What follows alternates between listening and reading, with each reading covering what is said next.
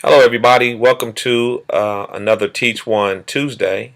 Today, we're going to deal with Melchizedek and his significance in connection to ancient African history and how it has impacted the Bible and our faith. After the Great Flood, Genesis 10 introduces the sons of Noah. This serves to explain the spread of nations or peoples.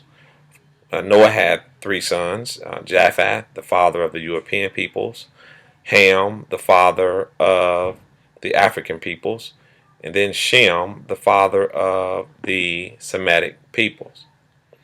Ham, the father of the African peoples and most of the peoples of the Middle East, his descendants resettled in the land around the ancient Nile and spread throughout the continent of Africa. He had four sons: Mizraim or Mizram. Um, Sounds closer to the proper pronunciation when you say Mizraim. My Arab friends will be happy with me. Mizraim became the father of the Egyptian peoples, from whom sprang the pharaohs, the great Egyptian queens, the Coptic peoples, and the pyramids, amongst a myriad of other great contributions to the world. And then he had Canaan, who became the father of many tribes, uh, which we know as the Canaanites, and whose land the Israelites later conquered and settled. Then he had Cush, who became the father of many sons, who spread throughout Sudan, Yemen, and Ethiopia. And then there's Put, who became the father of the Libyan people, which included the Cyrenians and the African people that spread out to the west and in the North Africa. It was from the lineage of Put that African Moors derived. Let's look at Canaan, though. Canaan became the father of many tribes, as I stated before, but the term Canaan serves as an ethnic term covering various indigenous populations.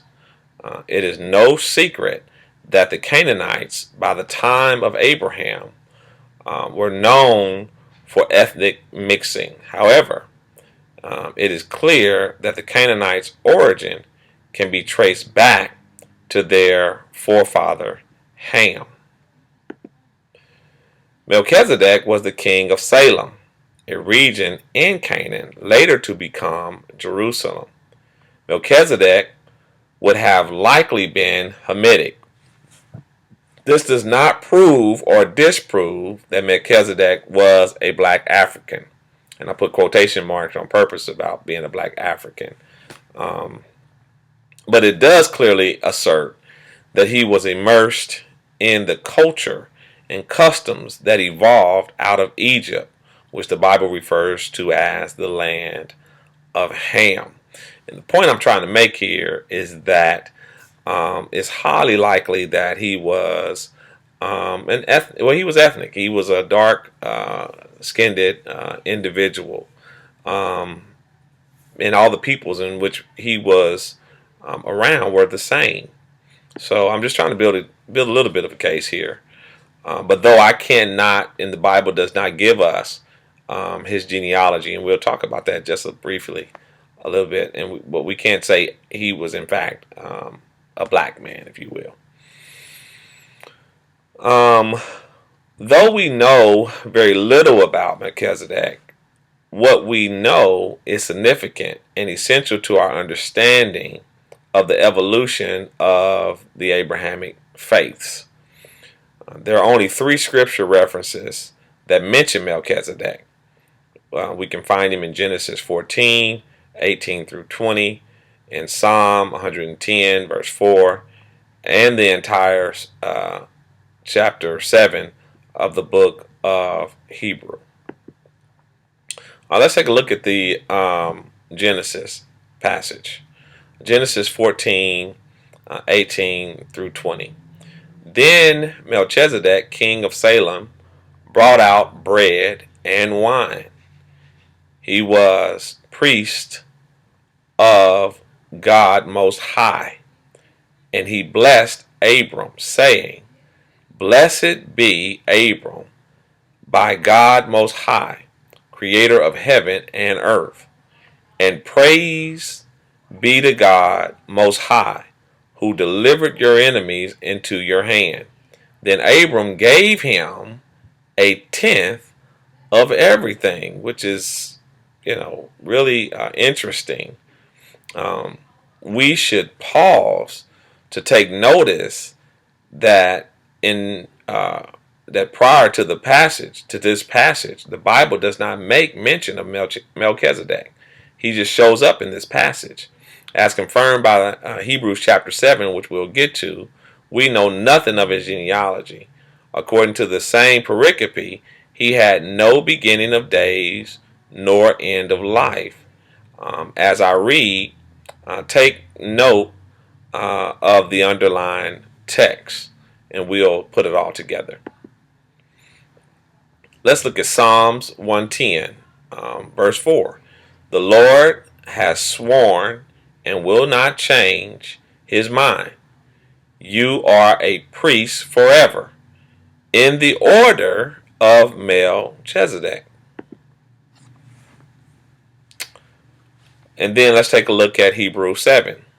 This king Melchizedek of Salem, priest of the Most High God, met Abraham as he was returning from defeating the kings and blessed him. And to him, Abraham, apportioned 1/10 of everything. His name, in the first place, means King of Righteousness. Next, he is also King of Salem, that is, King of Peace. Without father, without mother, without genealogy, having neither beginning of days nor end of life, but resembling the Son of God, he remains a priest forever. See how great he is? Even Abraham, the patriarch, gave him a tenth of the spoils. For the sake of time, we'll just look at these 4 verses, though there's a great deal that could be said about Melchizedek within the remaining chapters. But let's take a look here. So, here's what we get out of Genesis 10. Out of Genesis 14:18. He's the first priest in the scripture. He's the king of Salem, which means the king of peace, which we know now means he was the king of Jerusalem, the first king of Jerusalem. He worshipped Elyon, which means God Most High. He knew God as the creator of heaven and earth, which is significant because remember, even Abrams, and who became Abraham, his father, was an idol worshiper. And so here it is that we see now Melchizedek is one who is monotheistic. He worships one God and sees him as the creator of the universe, the entire universe, because they believe that many gods participated in creation, and each god had a particular part to play, or a role to play, or creative divinity within themselves. But not Melchizedek. Melchizedek understood that there was only one true God, and he was the creator of heaven and earth. And that's big. That's very big. And that's, really why I think this is so interesting.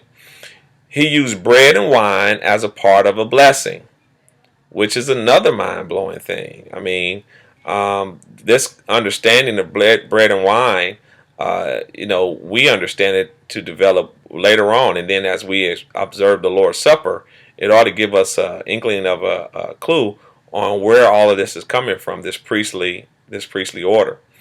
He administered a priestly blessing to Abram, which was later to become Abraham when God changed his name. He collected Abram's tithe before the Mosaic law even existed. So tithes were being collected before Abraham even came on the scene. All right, and then let's take a look at Psalms 110 and 4, which says that he is the head of the priestly order. Melchizedek's priestly order was not a hereditary order like that of the Levitical priestly order.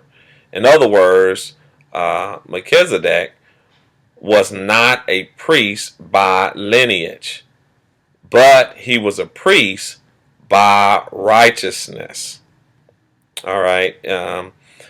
You could become a priest just by way of who your father was in the Levitical order, but not in this order. So this makes Melchizedek a godly priest, one in which God chose, um, for himself. All right, and as we look at Hebrews chapter 7, look at number 9 here. It says his name means King of Righteousness. Now this ought to sort of put us in the mind, like, who's the other King of Righteousness? Who, all these great titles and attributes given to him. It really ought to sort of be a reflection of someone else we know. All right.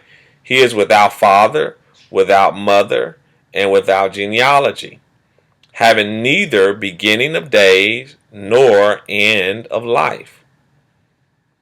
And then it says in Hebrews 7, he resembles the Son of God. Right? And then the last thing it says is that he remains a priest forever. So if you haven't figured it out by now, looking through the lens of Scripture, we can see that Melchizedek is an archetype of Jesus Christ. He was a monotheistic high priest before Israel became a nation. Long before the law of Moses, Abraham gave him the tithe.